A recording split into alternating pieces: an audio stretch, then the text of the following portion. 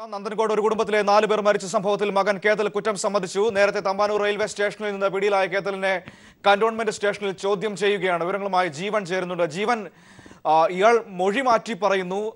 ഇവരുടെ ശരീരത്തിൽ നിന്ന് ആത്മാവിനെ മോചിപ്പിക്കാനാണ് താൻ ഈ കൃത്യം നടത്തിയതെന്ന് ഇയാൾ പറയുന്നു. ഇയാൾ പറഞ്ഞ കാര്യങ്ങൾ പോലീസ് പൂർണ്ണമായും വിശ്വാസത്തിൽ എടുത്തിട്ടുണ്ടോ? മനു, കേതലിൻ്റെ ഓരോ നിമിഷത്തെയും മൊഴി അനുനിമിഷം മാറ്റി പറഞ്ഞുകൊണ്ടിരിക്കുന്നതാണ് പോലീസിനെ ഇപ്പോൾ കുഴപ്പിക്കുന്നത്. വളരെ ഉന്നതരായ പോലീസ് ഉദ്യോഗസ്ഥരാണ് ഇപ്പോൾ കേതലിനെ ചോദ്യം ചെയ്യുന്നത്. ഒപ്പം ആ സംഘത്തിൽ ചോദ്യം ചെയ്യുന്ന പോലീസ് ഉദ്യോഗസ്ഥനിലെ ഒരു വ്യക്തി ഡോക്ടർ തന്നെയാണ്. അദ്ദേഹം വൈദ്യശാസ്ത്രം പഠിച്ച വ്യക്തി കൂടിയാണ്. നിലവിൽ കേതൽ പറഞ്ഞുകൊണ്ടിരിക്കുന്ന കാര്യങ്ങൾ ആദ്യഘട്ടത്തിൽ തന്നെ കേതൽ കുറ്റസമ്മതം നടത്തി. ആദ്യം കേതൽ പറഞ്ഞത് ഇങ്ങനെയാണ്: താൻ ആരെയും കൊന്നിട്ടില്ല, താൻ തൻ്റെ അച്ഛനെയും അമ്മയെയും എല്ലാം വെട്ടി, പക്ഷേ അവരെ കൊലപ്പെടുത്തിയിട്ടില്ല. എന്നിട്ട് താൻ മ്യൂസിയം പോലീസ് സ്റ്റേഷനിൽ കീഴടങ്ങാൻ പോകുന്ന വഴി തനിക്ക് ട്രെയിൻ കിട്ടിയെന്നാണ് അദ്ദേഹം പറയുന്നത്. വളരെ വിചിത്രമായ വാദങ്ങളാണ് ആദ്യഘട്ടത്തിൽ അദ്ദേഹം നിരത്തിയത്. ഒടുവിൽ ഇത് കണ്ടപ്പോൾ അദ്ദേഹം പറഞ്ഞു, ഞാനാണ് കൊന്നത് എന്ന് പറഞ്ഞതിന് ശേഷം അദ്ദേഹം പറയുന്ന പല കാര്യങ്ങളും യുക്തിക്കും ലോജിക്കിനും നിരക്കുന്നതല്ല എന്നതാണ് പോലീസിന് ഇപ്പോൾ നമുക്ക് ലഭ്യമാകുന്ന വിവരം.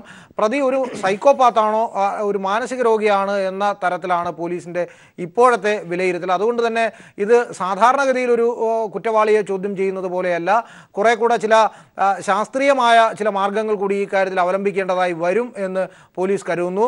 അതുകൊണ്ട് ഇപ്പോൾ ഒരു മാനസിക രോഗ വിദഗ്ധൻ്റെ സഹായം തേടുന്നതിനായി പോലീസ് തീരുമാനിച്ചിട്ടുണ്ട്.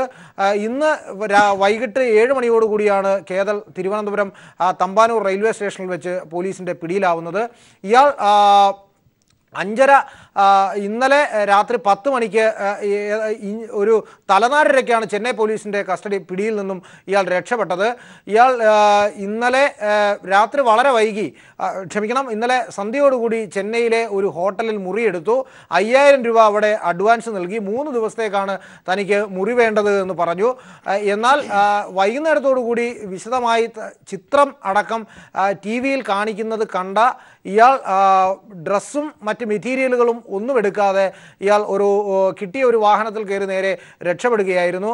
ഇതേ തുടർന്ന് അല്പസമയത്തിന് ശേഷം ചെന്നൈ പോലീസ് അവിടെ എത്തിയെങ്കിലും ഇവർക്ക് പ്രതി രക്ഷപ്പെട്ടതായിട്ടാണ് വിവരം ലഭിച്ചത്. തുടർന്ന് ഇയാൾ മൊബൈൽ ഫോൺ ഉപയോഗിക്കുന്നുണ്ടായിരുന്നില്ല. നേരെ ഇയാൾ തിരുവനന്തപുരത്തേക്കാണ് ഇയാൾ വന്നത്. തിരുവനന്തപുരം റെയിൽവേ സ്റ്റേഷനിലെത്തിയ ഇയാൾ അവിടെ റെയിൽവേ സ്റ്റേഷനിൽ ഇറങ്ങി വളർന്ന കുറ്റിത്താടി ഒക്കെ ഷേവ് ചെയ്ത് കളഞ്ഞതിന് ശേഷം അയാൾ അവിടെ നിൽക്കുന്ന ഘട്ടത്തിൽ ചില വ്യക്തികളാണ് ഇയാൾ കേതലാണോ എന്ന സംശയം പ്രകടിപ്പിച്ചത്. തുടർന്ന് അവിടെ ഉണ്ടായിരുന്ന പോലീസുകാർ വളരെ വേഗം ഇയാളെ കീഴ്പ്പെടുത്തി റെയിൽവേ പോലീസിൻ്റെ തന്നെ സ്റ്റേഷനിലേക്ക് മാറ്റുകയായിരുന്നു. ഈ വിവരം ഉയർന്ന ഉദ്യോഗസ്ഥരെ അറിയിച്ചു. തുടർന്ന് അവരെത്തി സിറ്റി പോലീസിൻ്റെ ആധുനീകരിച്ച ചോദ്യം ചെയ്യൽ മുറിയിൽ ഇപ്പോൾ ചോദ്യം ചെയ്യൽ നടക്കുകയാണ്. എന്തായാലും ഒരു സാധാരണ പ്രതിയെ ചോദ്യം ചെയ്യുന്നത് പോലെ ഇയാളെ ചോദ്യം ചെയ്തിട്ട് കാര്യമില്ല എന്നതാണ് പോലീസ് പറയുന്നത്. കാരണം അനുനിമിഷം ഇയാൾ മൊഴി മാറ്റി പറയുന്നു. അച്ഛനെയും അമ്മയെയും താൻ കൊന്നിട്ടില്ല എന്ന് ഒരു ഘട്ടത്തിൽ പറഞ്ഞ കേതൽ പിന്നീട് താൻ ചെയ്തു എന്ന് സമർത്ഥിക്കുകയും ചെയ്തു. താൻ തന്നെയാണ് കുറ്റകൃത്യം നടത്തിയത്. അത് മറ്റു ചില ആവശ്യങ്ങൾക്ക് വേണ്ടിയാണ്. മനു നേരത്തെ സൂചിപ്പിച്ചതുപോലെ തന്നെ ആത്മാവിനെ ശരീരത്തിൽ നിന്നും മോചിപ്പിക്കുക എന്ന തരത്തിലുള്ള ചില വിചിത്രമായ രീതികളൊക്കെയാണ് ഇയാൾ പറയുന്നത്. ഇയാളുടെ ജീവിത രീതികളിലും ഇവർ നടത്തിവന്ന ജീവിത രീതിയിൽ, അതായത് മരണപ്പെട്ട ആളുകൾ നടത്തിവന്ന ജീവിത രീതികളിലുമെല്ലാം ഏറെ ദുരൂഹതകളാണുള്ളത്. ഇവർക്ക് അടുത്ത ബന്ധുക്കളുമായി പോലും വലിയ അടുത്ത ബന്ധമൊന്നും അങ്ങനെയില്ല. അയൽക്കാരുമായി യാതൊരു തരത്തിലുള്ള ബന്ധവുമില്ല. മുകളിൽ താഴത്തെ നിലയിൽ വേലക്കാരിക്ക് മാത്രമാണ് പ്രവേശനം ഉണ്ടായിരുന്നത്. മുകളിലോട്ടൊക്കെ കംപ്ലീറ്റ് AC നവീകരിച്ച AC മുറികളാണുള്ളത്. അല്പം പോലും ശബ്ദം പുറത്തു കേൾക്കാത്ത തരത്തിലുള്ള സംവിധാനങ്ങളാണ് ആ മുറിയിൽ ഉണ്ടായിരുന്നത്. ഒപ്പം ഇയാൾ അവസാന ഒരു ഇയാൾ ഒരു കമ്പ്യൂട്ടർ പ്രോഗ്രാം വിദഗ്ധനാണ്.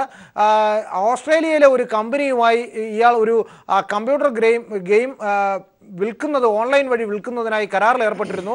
ആ കമ്പ്യൂട്ടർ ഗെയിമിൻ്റെ അവസാനവട്ട പണിപ്പുരയിലായിരുന്നു കേതൽ. അതിൻ്റെ നിർമ്മാണം പൂർത്തിയാവുന്ന ഘട്ടത്തിലാണ് ഈ കൊലപാതകം നടന്നിരിക്കുന്നത്. അതുകൊണ്ട് തന്നെ ആർട്ടിഫിഷ്യൽ ഇൻ്റലിജൻസ് പോലെയുള്ള തലത്തിലുള്ള ചില കാര്യങ്ങൾ ഇയാൾക്ക് അറിയാമെന്നിരിക്കെ പ്രതി ഒരേ സമയം വലിയ ഒരു ബുദ്ധിയുള്ളവനും എന്നാൽ ഒരു മനോരോഗിയെ പോലെ പെരുമാറുകയും ചെയ്യുന്നു.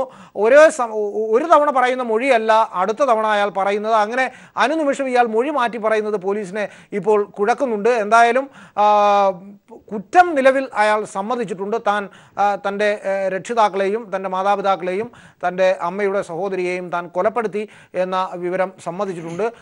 വിവരങ്ങൾ നമുക്ക് ലഭിക്കുന്നതിന് ചില പരിമിതികൾ ഉള്ളതിനാൽ നമുക്ക് ഇത്രയും വിവരങ്ങൾ മാത്രമാണ് ഇപ്പോൾ നമ്മുടെ കയ്യിലുള്ളത്. മനു, ജീവൻ, ഇയാൾ ഈ സൈക്കിക് ആണെന്നൊരു കാര്യത്തിലേക്ക് പോലീസ് കൃത്യമായ ഒരു നിഗമനത്തിൽ എത്തിയിട്ടുണ്ട്. കാരണം വളരെ ഒരു പ്ലാൻഡ് ആയ ഒരു രീതി നമുക്ക് കാണാൻ കഴിയുന്നില്ല. ഒന്ന്, ഈ മഴ വാങ്ങിയത് ഒരു കടയിൽ പോയി വാങ്ങാതെ അയാൾ ഫ്ലിപ്കാർട്ട് വഴി ഓൺലൈൻ വഴി വാങ്ങുന്നു. മറ്റൊന്ന്, ഈ ചിത്രം വന്നതിന് ശേഷം ഇയാൾ അവിടെ നിന്ന് രക്ഷപ്പെടുന്നു. അപ്പോൾ ആ ഏരിയയിലൊന്നും ഒരു മനോരോഗമുള്ള ഒരാളുടെ ഒരു പ്രവൃത്തി നമുക്ക് കാണാൻ കഴിയുന്നില്ല. അപ്പോൾ സ്വാഭാവികമായും മറ്റ് കാര്യങ്ങളിലേക്ക് കൂടി പോലീസ് കടക്കുന്നില്ല. നേരത്തെ പറഞ്ഞതുപോലെ ഇവരുടെ ജീവിത രീതിയിലുള്ള ചില ദുരൂഹതകളൊക്കെ നമുക്ക് കാണാൻ കഴിഞ്ഞിരുന്നു. അതൊക്കെയുമായി ബന്ധപ്പെട്ട്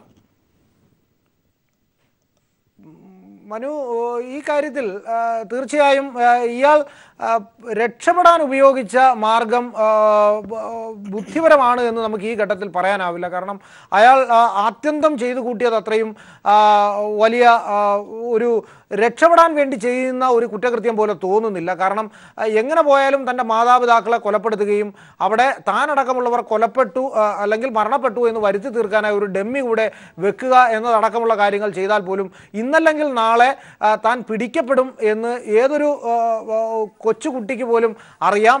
പക്ഷേ എന്നാൽ പോലും അയാൾ ആ കുറ്റകൃത്യം നടത്തി.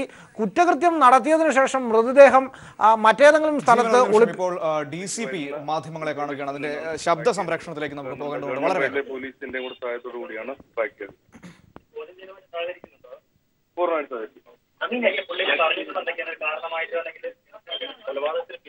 അല്ല, മോട്ടീവ്സിന്റെ കാര്യത്തിലോട്ട് കുറച്ചും കൂടെ കാര്യമായിട്ട് നമുക്ക് ചോദ്യം ചെയ്യേണ്ടിയിരിക്കുന്നു. അത് സമയമെടുക്കും. അത് മോട്ടീവ് പൂർണ്ണമായിട്ട്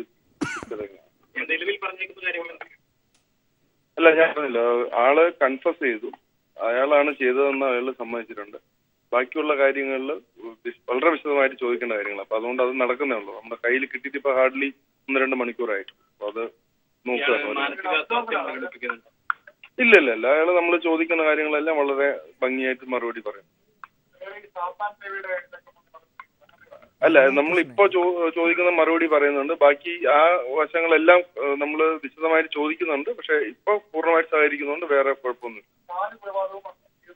എല്ലാ കൊലപാതകങ്ങളും അയാൾ തന്നെ ചെയ്തു കൺഫേം ചെയ്തു. അതും കൺഫേം ചെയ്യുന്നുണ്ട്. അത് കൂടുതൽ ചോദിക്കണം. അതെ, ഒറ്റയ്ക്ക് തന്നെയാണ്, ജീൻ തന്നെയാണ് ഇതെല്ലാം ചെയ്തതെന്ന് ജീൻ കൺഫേം ചെയ്യാണ്. കടൽ ജീൻ അല്ല, അവരുടെ വീട്ടിൽ നിന്ന് കിട്ടിയ നമുക്ക് 1-2 വെപ്പൺസ് കിട്ടിയായിരുന്നു. അപ്പൊ അത് ഉപയോഗിച്ച് തലയ്ക്ക് പ്രേരിപ്പിച്ചാണ് കൊന്നതായിട്ടാണ് പറയുന്നത്. അല്ല, അതാണ് പറഞ്ഞത്. അത് കുറച്ച് ക്ലാരിഫൈ ഉണ്ട്. കൂടുതൽ ചോദിക്കും.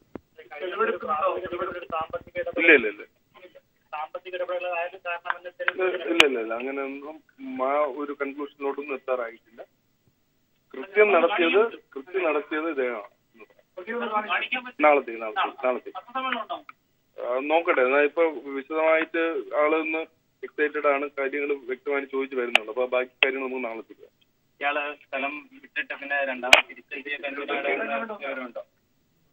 അല്ല, അതിന്റെ റീസൺ വിശദമാക്കുന്നുണ്ടല്ലോ.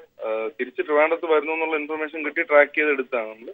എന്താണ് തിരിച്ച് ട്രിവാൻഡ്രത്ത് വരാൻ കാര്യം എന്നുള്ളതൊക്കെ ഒന്ന് വിശദമായിട്ട് ചോദിക്കണം. അല്ല, ആക്ച്വലി നമുക്ക് ഫോണിൽ കൂടെ 1-2 ഉപയോഗങ്ങൾ ഉണ്ടായിരുന്നു. അത് വിശദമായിട്ട് നാളെ നമുക്ക് ഡിസ്കസ് ചെയ്യാം. Thank you. DCP Arul BR Krishna മാധ്യമങ്ങളോട് സംസാരിക്കുകയായിരുന്നു. അദ്ദേഹം പറഞ്ഞ കാര്യങ്ങൾ, കുറച്ചുകൂടി കാര്യങ്ങൾ വ്യക്തതയിലേക്ക് എത്തേണ്ടതുണ്ട്. ജീവൻ, ഒരുപക്ഷെ ചില മനഃശാസ്ത്രപരമായ സമീപനങ്ങൾ കൂടി പോലീസ് ഇക്കാര്യത്തിൽ തേടുന്നുണ്ട്. അത്തരത്തിലുള്ളൊരു ചോദ്യം ചെയ്യലിൽ ആ ഒരു സാധ്യതകൾ കൂടി പരിശോധിക്കാനാണോ പോലീസിന്റെ തീരുമാനം?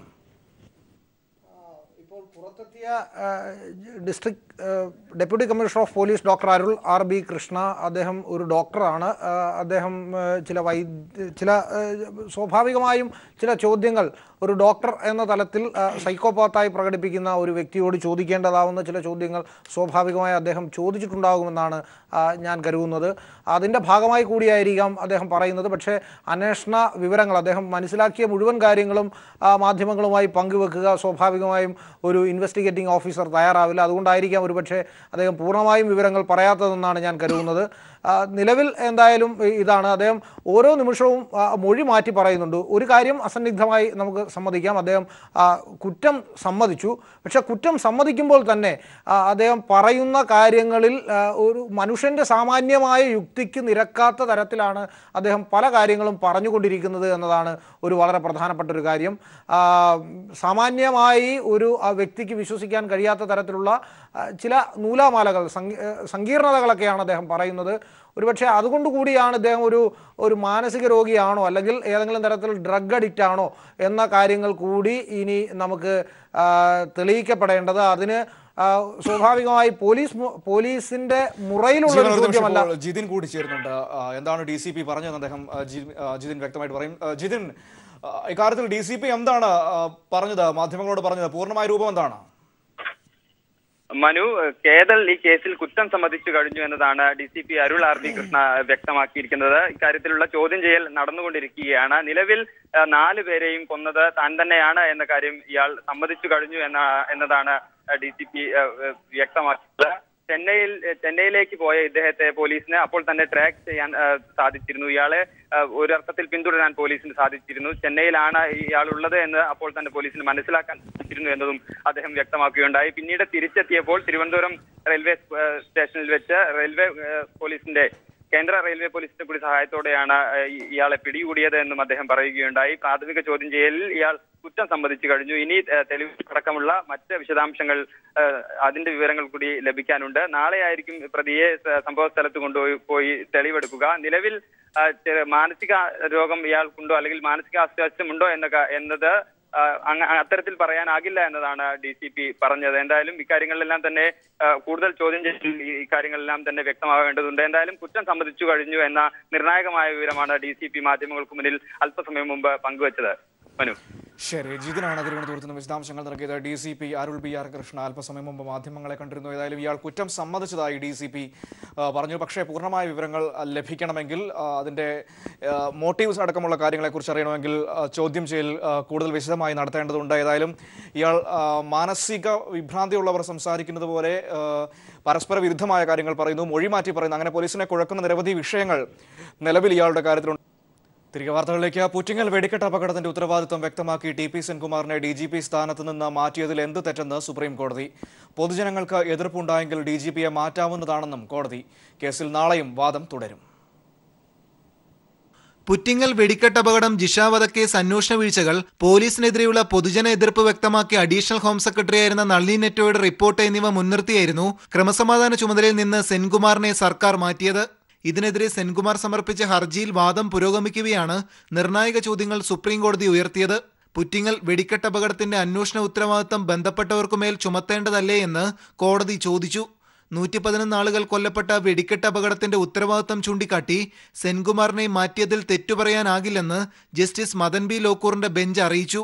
സെൻകുമാറിനെ DGPയായി നിയമിച്ചത് നടപടിക്രമങ്ങൾ പാലിച്ചില്ലെന്ന് സർക്കാർ വ്യക്തമാക്കി. എന്നാൽ നടപടിക്രമങ്ങൾ നോക്കിയാൽ ഇപ്പോഴത്തെ DGPക്കും തുടരാനാകില്ലെന്നായിരുന്നു കോടതിയുടെ മറുപടി. ജിഷ്ണുവിന്റെ മാതാവിന്റെ നിരാഹാര സമരവും കേസന്വേഷണത്തിന്റെ പൊതുജന പ്രതികരണങ്ങളും ഇപ്പോഴത്തെ DGPക്ക് ബാധകമല്ലേ എന്നും കോടതി പരാമർശമായി ചോദിച്ചു. കേസിൽ സർക്കാരിന്റെ വാദം നാളെയും തുടരും. മനുശങ്കർ, ദില്ലി. വയനാട്ടിൽ ചൂട് താങ്ങാനാവാതെ ക്ഷീരമേഖല. ആവശ്യത്തിന് ഭക്ഷണവും വെള്ളവും ലഭ്യമല്ലാത്തതും അന്തരീക്ഷോഷ്മാവ് പ്രതിരോധിക്കാൻ കന്നുകാലികൾക്ക് സാധിക്കാത്തതും പാലുൽപാദനത്തെ കാര്യമായി ബാധിച്ചിരിക്കുകയാണ്. സംസ്ഥാനത്തു തന്നെ പാലുൽപാദനത്തിൽ ജില്ല 2ാം സ്ഥാനത്താണ്. കടുത്ത വേനൽ തുടരുന്നതിനിടെ പാലുൽപാദനത്തിൽ ഗണ്യമായ കുറവാണ് രേഖപ്പെടുത്തുന്നത്. ക്ഷീരസംഘങ്ങൾ ശേഖരിക്കുന്ന പാലിന്റെ അളവിൽ വലിയ കുറവുണ്ടാകുന്നു. ജില്ലയിലാകെ 55ഓളം ക്ഷീരസംഘങ്ങളാണുള്ളത്.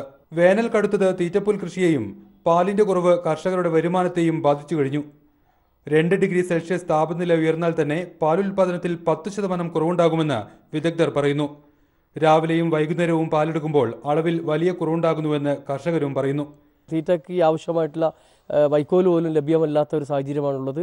വെള്ളവുമില്ല, കൊടുക്കാനുള്ള തീറ്റപ്പുല്ലും ഇല്ല.